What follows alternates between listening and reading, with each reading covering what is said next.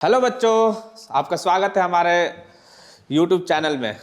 हम आपके लिए आज फिर एक नया टॉपिक लेकर आए हैं जो आपके बोर्ड्स के लिए बहुत ही इम्पोर्टेंट है। आई होप आप लोग मेरे बोर्ड्स के प्रीवियस वीडियो लेक्चर्स को ज़रूर ही देखे होंगे और उसमें भी इम्पोर्टेंट क्वेश्चन है जो कि आपके बोर्ड्स में ज़रूर ही आएंगे। उस वीडियो को आप बार बार देखिए और शेयर करिए अपने दोस्तों के बीच में। ठीक है, तो आज हम लोग पढ़ेंगे कुछ इंपॉर्टेंट टॉपिक जो कि है magnetic effect of electric current से। उससे पहले हम लोग जानते हैं कुछ बेसिक मैग्नेट्स है क्या, मैग्नेट हमारे लिए कितना इंपॉर्टेंस है, मैग्नेट कितने तरह के होते हैं। तो इस पे हम थोड़ा डिटेल में तो जाएंगे नहीं अभी, लेकिन हम बता देते हैं मैग्नेट एक ऐसा सब्सटेंस है जो अपने तरह के सब्सटेंस को अट्रैक्ट करता है। ठीक है, अपने तरह का सब्सटेंस कहने का मतलब क्या है कि वो दूसरे मैग्नेट को खुद की तरफ अट्रैक्ट करेगा या रिपेल करेगा, या फेरोमैग्नेटिक सब्सटेंस मतलब वैसा सब्सटेंस, समझ लो सिंपल लैंग्वेज में, वैसा सब्सटेंस जिससे कि एक मैग्नेट बनता है। ठीक है, अल्निको हो गया, निपर मैग हो गया, आयरन हो गया, इस सारे चीजों को एक मैग्नेट खुद की तरफ अट्रैक्ट करता है। और मैग्नेट क्यों इतना इंपॉर्टेंस है? अपने अट्रैक्टिव या रिपल्सिव प्रॉपर्टी के लिए। तो जैसे धन हर एक लोगों के बीच में हमेशा नहीं रहता है, उसी तरह से एक मैग्नेट के अंदर भी उसका स्ट्रेंथ घट सकता है, बढ़ सकता है, कुछ टाइम के लिए उसके पास रह सकता है। इसीलिए मैग्नेट जो है हमारे पास दो पार्ट में डिवाइड हो जाता है, परमानेंट और टेम्पररी। और यहाँ पे बेसिकली इस चैप्टर में magnetic effect of electric current में हम ऐसे मैग्नेट का बात कर रहे हैं जिसका स्ट्रेंथ को हम वेरी करा सकते हैं। कैसे वेरी करा सकते हैं? चेंज कर सकते हैं with the help of electric current. और इसीलिए ये चैप्टर हमारे लाइफ में बहुत ही इंपॉर्टेंट हो जाता है, हमारे 10th के सिलेबस में बहुत ज़्यादा ही इंपॉर्टेंट है। क्यों? क्योंकि हम एक ऐसे मैग्नेट का बात कर रहे हैं जहाँ पे हम मैग्नेट का स्ट्रेंथ को चेंज करेंगे बाय चेंजिंग द कैपेसिटी और by changing the amount of electron flowing through a conductor.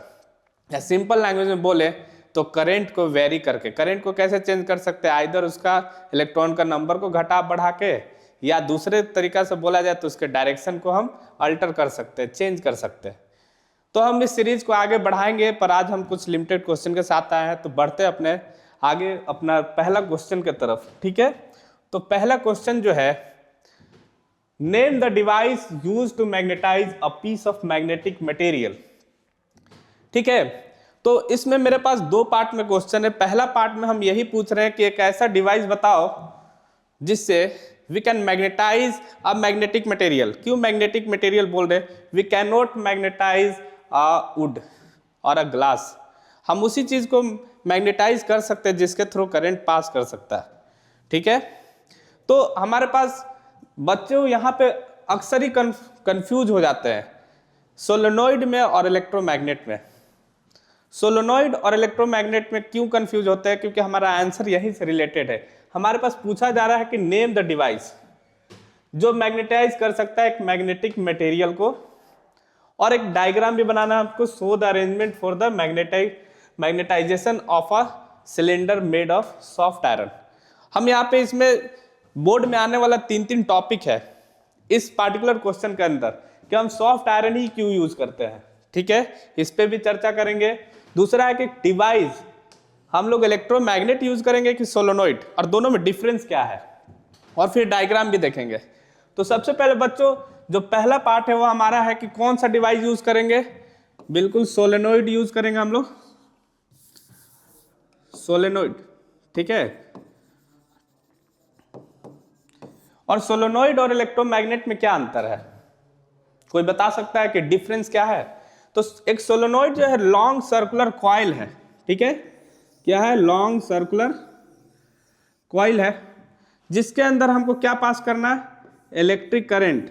और किस तरह का ये करंट होगा बच्चों? किस तरह का ये करंट होगा? ये होगा एक डीसी करंट।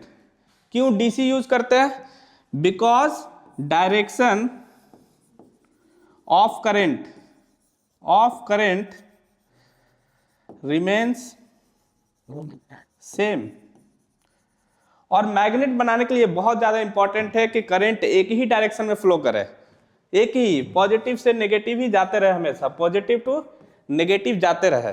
ठीक है बच्चों, इसलिए हम हमेशा डीसी यूज करेंगे। अगर हम एसी यूज करेंगे तो ये कभी भी मैग्नेटाइज नहीं कर पाएगा। करना क्या है? हमको इसके अंदर एक सिलेंड्रिकल मतलब कि एक पाइप के तरह ऑब्जेक्ट को इसके अंदर डाल देना है, और ये कुछ देर बाद depending upon the amount of current, ये जो हमारा सॉफ्ट आयरन है ये कुछ देर बाद खुद पे खुद मैग्नेटाइज हो जाएगा, खुद पे खुद मैग्नेटाइज हो जाएगा। ठीक है, और इसी में मेरा नेक्स्ट क्वेश्चन था कि हम कैसे डिफरेंशिएट करेंगे सोलेनोइड को एक इलेक्ट्रोमैग्नेट से।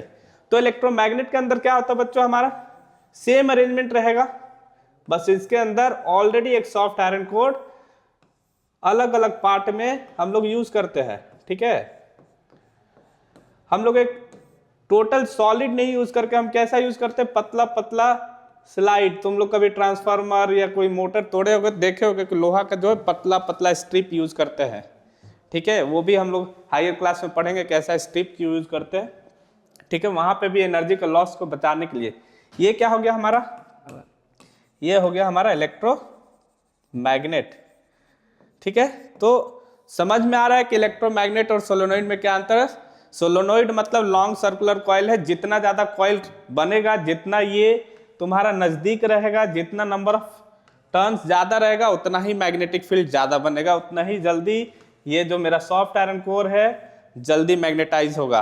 सॉफ्ट आयरन कोर का क्या खासियत है, मैंने क्वेश्चन पूछा था क्योंकि ये बोर्ड्स में बहुत बार आया कि why we use soft iron core, normal iron core क्यों नहीं यूज करते हैं।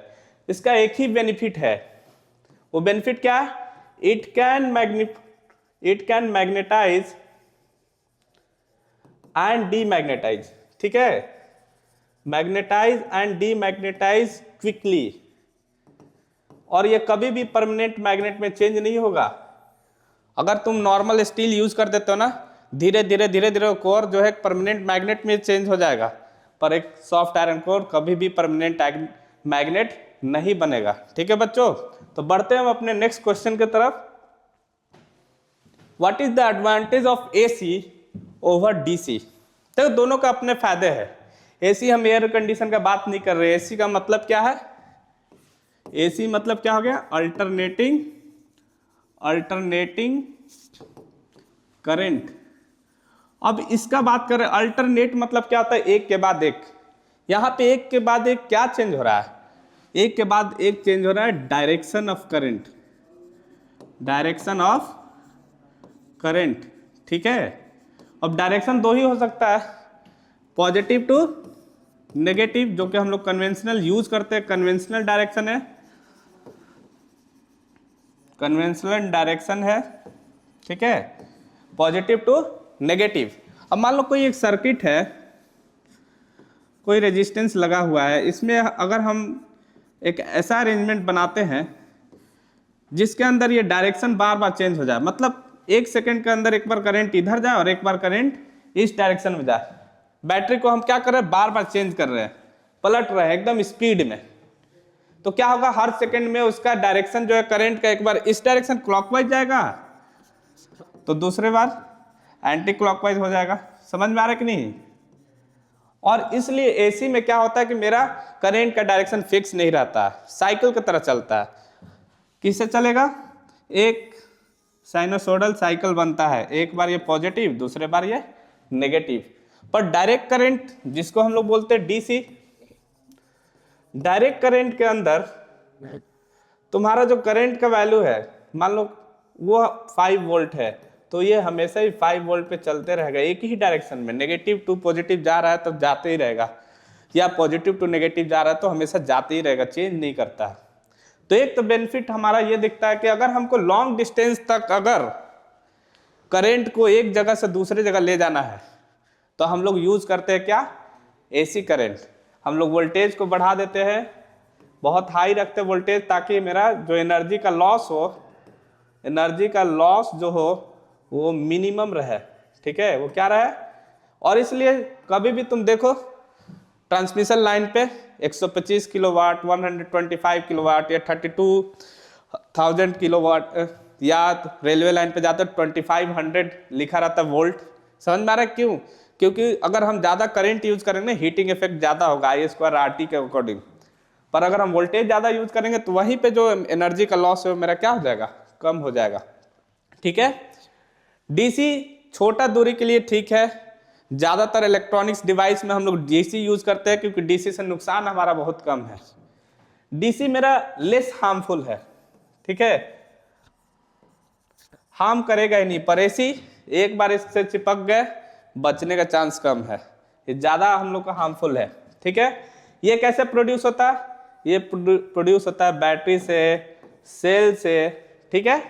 पर तुम्हारा एसी कैसे प्रोड्यूस होता है? With the help of generator, और जनरेटर के अंदर क्या लगा हुआ? अल्टरनेटर है, ठीक है। क्या है तुम्हारा? अल्टरनेटर, जिसको हम लोग डायनामो भी बोलते हैं, ठीक है बच्चों। दोनों का वेव फॉर्म देख ही लिए, एक में वेव ऐसा बनता है, एक में साइनोसॉइडल वेव है, ठीक है। दूसरा हम देख रहे हैं कि एसी को ट्रांसमिट लॉन्गर दूरी के लिए ज़्यादा है, हम बड़ा बड़ा इलेक्ट्रॉनिक डिवाइस के अंदर हम एसी यूज़ करते हैं। वहीं डीसी हम लोग छोटा मतलब सेमीकंडक्टर के अंदर यूज़ करते हैं, ताकि हमारा सेमीकंडक्टर या जो डिवाइस इलेक्ट्रॉनिक्स हो ज़्यादा से ज़्यादा मतलब दिन तक चले, खराब ना हो, ठीक है। तो बच्चों हम लोग बढ़ते हैं अपने नेक्स्ट सेक्शन में। Question number 3, there is either convergence और divergence of magnetic field lines near the ends of a current carrying straight solenoid, ठीक है। स्ट्रेट सोलोनॉइड कहने का मतलब है कि हमेशा कैसा बिहेव करेगा? बार मैग्नेट की तरह। कैसा बिहेव करता है ये? बार मैग्नेट की तरह, ठीक है। कैसा बिहेव करता है ये? बार मैग्नेट की तरह। तो जब भी एक बार मैग्नेट का प्रॉपर्टी देखते हैं, नॉर्थ साउथ, सबसे ज्यादा हमको पता है कि magnetic field line by convention कहां से स्टार्ट करते हैं हम लोग? नॉर्थ से साउथ की तरफ से। कहां से जाता है? यहां से ये रे या मैग्नेटिक फील्ड बोलो, यहां से निकलेगा और साउथ के डायरेक्शन में जाएगा। तो देख रहे हो ये हमेशा कहां जाएगा? साउथ, नॉर्थ से निकलेगा और साउथ में जाएगा। एक सोलोनॉइड का बात करें हम लोग, यहां पे भी वही कहानी है, ठीक है। यहां पे भी हमारा वही कहानी है, पॉजिटिव नेगेटिव, ठीक है। बीच में एकदम कंसंट्रेटेड मैग्नेटिक फील्ड लाइंस है, ठीक है।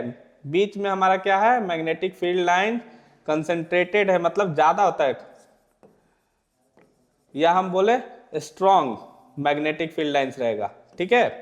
पर यहाँ पे क्या होता है? डाइवर्जिंग कन्वर्जिंग मिलेगा, क्योंकि यहाँ पे सारा फील्ड लाइंस आके क्या करता है? जुड़ता है या फिर स्कैटर करेगा, ठीक है। तो हमारा पहला पार्ट तो हो गया कि क्यों कन्वर्जेंस है, डाइवर्जेंस रहता है, पोल पे मैग्नेटिक फील्ड ज्यादा होता है, इसलिए सारा रे एक दूसरे से कन्वर्ज करेगा। अगर साउथ रहेगा, साउथ पोल, तो वहां पे कन्वर्ज करता है, नॉर्थ पोल से वो सारा रेज क्या करता है? बाहर निकलता है, डाइवर्ज करता है, ठीक है। Current carrying solenoid when suspended freely, किस डायरेक्शन में, in which particular direction it will rest? अभी जस्ट बताएं कि current carrying solenoid behaves as a bar magnet, और बार मैग्नेट में क्या रहता है? North and south direction. तो जब भी एक करंट कैरिंग सोलेनॉइड को सस्पेंड करेंगे, मतलब एक रस्सी से बांध के लटका देंगे, फ्रीली सस्पेंड कर देंगे, वो हमेशा किस डायरेक्शन में रहेगा? North and south. अगर वो अर्थ पे है तो why? Because earth also act as a magnetic body. हमारे अर्थ में भी नॉर्थ पोल और साउथ पोल है, ठीक है। तो हम लोग बढ़ते हैं अब अपने नेक्स्ट क्वेश्चन की तरफ। A current through a horizontal power line conductor flows in west to east. अब इस तरह क्वेश्चन बहुत कंफ्यूजिंग होता है, बहुत सारे बच्चे एग्जाम में कंफ्यूज कर जाते हैं इस तरह के क्वेश्चन को देखते ही। अब डायरेक्शन आ गया वेस्ट टू ईस्ट डायरेक्शन। सबसे पहले तो हम एक कोने में कहीं भी मार्क कर लो डायरेक्शन, ये हमारा वेस्ट है और ये मेरा क्या होगा? ईस्ट। ये मेरा नॉर्थ डायरेक्शन है और ये मेरा हो जाएगा साउथ डायरेक्शन। अब देखो क्या है? हॉरिजॉन्टल है। हॉरिजॉन्टल मतलब क्या होता है? लेटा हुआ वायर। ये रहा तुम्हारा करंट कैरिंग वायर, कहां से जा रहा है? वेस्ट से ईस्ट। और तुमसे पूछा जा रहा है what is the direction of magnetic field line at a point directly above it. अब सोचो, ये है मेरा पेन जो कि एक मैग्नेटिक फील्ड या करंट कैरिंग वायर की तरह है, और इससे पूछा जा रहा है यहाँ पे मैग्नेटिक फील्ड कैसा है? इसके जस्ट ऊपर, ठीक है, यहाँ पे। हम डायग्राम के थ्रू इसको रिप्रेजेंट कर, हमको चाहिए यहाँ पे किस तरह का बन रहा है। तो बच्चों देखो, कभी भी एक वायर से करंट कैरिंग वायर से अगर मैग्नेटिक फील्ड जानना है तो उसके लिए हम कौन सा रूल यूज करते हैं? उसके लिए हम रूल यूज करते हैं राइट हैंड थंब रूल। क्या है? Right hand thumb rule. और इसको दिए कौन थे? मैक्सवेल। ठीक है, ये ग्लेन मैक्सवेल नहीं है, ये सिर्फ मैक्सवेल है। Right hand thumb rule. मान लो ये वायर है, ये तुम्हारा वेस्ट हुआ, ये तुम्हारा ईस्ट हुआ, हम क्या करेंगे? ये मेरा राइट हैंड है, थंब को लगाएंगे जिधर कर्ल कर रहा है। ठीक है, ये कैसे होगा? देखो ऐसे घूम रहा है, इधर से ऊपर जा रहा है और इधर से नीचे। फिर एक बनाते हैं हम, इधर से ऊपर जा रहा है और इधर से नीचे। अब बताओ, अगर इधर जा रहा है तो ये मेरा साउथ है और ये मेरा नॉर्थ है, तो ऊपर की तरफ कौन सा डायरेक्शन बन रहा मेरा? South to north. अगर हम मेरा ये पॉइंट P लेते हैं तो यहाँ बनेगा मेरा साउथ टू नॉर्थ। वहीं पे अगर हमसे Q पॉइंट पे पूछा जाता है डायरेक्टली बिलो, तब मेरा क्या होता? North to south. तो हमेशा करंट कैरिंग कंडक्टर में या वायर में तुमको मैग्नेटिक फील्ड जानना है, आपको मैग्नेटिक फील्ड जानना है, तो हमको कौन सा रूल यूज करना पड़ेगा? Maxwell thumb rule. ठीक है, कौन सा rule? Maxwell right hand thumb rule या स्क्रू रूल, दोनों ही काम करेगा। अभी के लिए हम लोग थंब रूल पे ही कंसंट्रेट करेंगे। Name and explain the rule use to determine. तो रूल का तो नाम बता दिए, क्या हुआ? नेम क्या है? ये Maxwell right hand thumb rule. ठीक है, और इसके अकॉर्डिंग क्या करना है हमें? इसके अकॉर्डिंग अपना थंब को, you have to place your thumb in the direction of electric current. मतलब मान लो कि ये मेरा डायरेक्शन है, तो हम अपने थंब को ऐसे पुट करेंगे इसी डायरेक्शन में, और जिधर तुम्हारा 4 फिंगर या सारे फिंगर कर्ल कर रहे हैं, ठीक है, उस डायरेक्शन में ये तुम्हारा क्या हो जाएगा? Magnetic field. ठीक है बच्चों। Next, the direction of force when current carrying wire is placed in a strong magnetic field. अब इसके लिए कौन सा रूल लगाएंगे? फोर्स के लिए हमको पता है, फोर्स के लिए तभी हम यूज करते हैं, फोर्स जानने के लिए किसी भी कंडक्टर पर। अभी तो हमको बस जानना था कि किधर मैग्नेटिक फील्ड बनेगा, लेकिन अब बात आ रहा है कि उस मैग्नेटिक फील्ड बने हुए वायर पे फोर्स निकालना है कि किस डायरेक्शन में वायर मूव करेगा। उसके लिए हमारे पास कौन सा रूल है? उसके लिए हमारे पास है फ्लेमिंग लेफ्ट हैंड रूल। कौन सा रूल है? Fleming left hand rule. Clear है बच्चों? फ्लेमिंग लेफ्ट हैंड रूल क्या है तुम्हारा? ये जब भी यूज होता है तो एक करंट कैरिंग कंडक्टर के ऊपर ही यूज होता है। जैसे कि इसका बेसिक प्रिंसिपल यूज करते हैं हम लोग इलेक्ट्रिक मोटर के फंक्शन में। ठीक है, करना क्या है? लेफ्ट हैंड का अपना 3 फिंगर, थंब, 4 फिंगर और मिडिल फिंगर के एक दूसरे को क्या करना है? परपेंडिकुलर करना है। क्या करना है आपको? परपेंडिकुलर। ठीक है, इसको रब करते हैं या नेक्स्ट पेज में इसको हम करते हैं। क्या करना है हमको? अपने लेफ्ट हैंड के 3 फिंगर को, कौन कौन सा? थंब, ठीक है, 4 फिंगर और मिडिल फिंगर को रखना है। मान लो ये मेरा थंब है, ठीक है, इसको हम क्या मानते हैं? थंब। ठीक है, ये मेरा क्या हो जाएगा? 4 फिंगर, और ये मेरा हो जाएगा मिडिल फिंगर। ठीक है, और तीनों क्या है? म्यूचुअली परपेंडिकुलर है। याद रहेगा ना, सारा का सारा क्या है तुम्हारा? 90 डिग्री पे है एक दूसरे के साथ। अगर मान लो इसको दूसरे तरीके से कैसे याद रखना है? FBI से। थंब किसके लिए है? फोर्स के लिए। F stand for force. 4 finger किसके लिए है? Magnetic field. किसके लिए है? Magnetic field. और मैग्नेटिक फील्ड का सिंबल क्या होता है? Capital B। मिडिल फिंगर किसके लिए है? करंट के लिए, और इसका क्या होता है? मेरा सिंबल I। ठीक है, तो ये रहा मेरा वायर जिसमें करंट है। सबसे पहले क्या करना है? कौन सा चीज जो है, ये तीनों चीज में जो कि वेरी नहीं करेगा, एक परमानेंट मैग्नेट यूज करते हैं, उसका नॉर्थ पोल और साउथ पोल कभी भी चेंज नहीं होगा। तो सबसे पहले अपना 4 फिंगर को ही एडजस्ट करना है। ठीक है, किधर है नॉर्थ और किधर है। मान लो कि ये तुम्हारा नॉर्थ पोल है और ये तुम्हारा साउथ पोल है, ठीक है। तो मैग्नेटिक फील्ड के तरफ तुमको सबसे पहले कौन सा फिंगर लगाना है, 4 फिंगर। उसके बाद आपको देखना है करंट का डायरेक्शन, ठीक है। मान लो मेरा मैग्नेटिक फील्ड ये है, ठीक है, नॉर्थ। करंट देखना है कि मेरा किधर जा रहा है, डाउनवर्ड जा रहा है तो लगा दिए डाउनवर्ड। तो ये थंब का डायरेक्शन, मतलब ये वायर किधर आएगा, बाहर की तरफ, ठीक है। अगर ये करंट अपवर्ड जाता, मैग्नेटिक फील्ड वही रखते, ऐसे करते, तो ये वायर क्या होता है, बोर्ड के अंदर जाता। समझ में आ रहा है कि नहीं बच्चों। तो आपको याद रखना है कि जब भी हम लोग अपने लेफ्ट हैंड के 3 फिंगर जो कि है थंब, 4 फिंगर और मिडिल फिंगर के एक दूसरे के म्यूचुअली परपेंडिकुलर रखेंगे। अगर 4 फिंगर मैग्नेटिक फील्ड के डायरेक्शन के तरफ है, मिडिल फिंगर करंट के डायरेक्शन के तरफ है, तो थंब का डायरेक्शन जिधर होगा उसी डायरेक्शन में आपका जो कंडक्टर है वो मूव करेगा, ठीक है। अब चलते हैं इसके प्रीवियस स्लाइड पे, जहां मेरे पास पार्ट 2 क्वेश्चन भी है, magnetic field current carrying conductor. अभी जस्ट बताया है, एक करंट कैरिंग कंडक्टर का मैग्नेटिक फील्ड एक ही रूल से हम लोग पता करते हैं, Maxwell right hand thumb rule. तो ऐसे ही क्वेश्चन को जानने के लिए, समझने के लिए हमारे चैनल से जुड़े रहिए। और आपको वीडियो और लेक्चर में कोई भी चीज़, अगर आपको कुछ भी जानकारी चाहिए तो हमारे वीडियो के नीचे कमेंट करिए, हम उस पर जरूर एक लेक्चर बनाएंगे, ताकि आपके बोर्ड के एग्ज़ाम, आने वाले बोर्ड्स के एग्ज़ाम में आप अच्छे से अच्छे नंबर ला सके। आज के लिए इतना ही, थैंक यू।